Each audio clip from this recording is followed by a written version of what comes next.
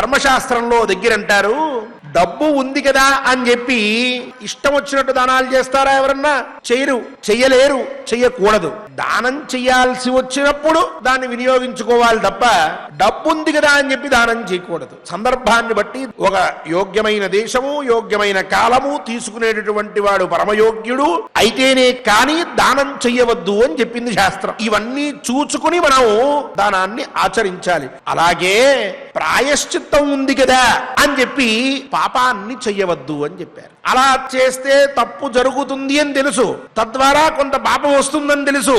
అలా ఒక ప్రాయశ్చిత్తం ఉంది కాబట్టి పాపం చెయ్యవచ్చు అనే భావనతో చేస్తే ఆ పాపం ఎన్ని తీర్థాల్లో స్నానాలు కాదు, అక్కడే ఇల్లు కట్టుకుని ఉన్నా ఆ పాపం పోదు. అందువల్ల అనుకోకుండా ప్రామాదికంగా జరిగేటటువంటి పాప నివృత్త్యర్థం ప్రధానంగా వీటిని ఉపదేశించారు అనేటటువంటిది మనం తెలుసుకోవాలి.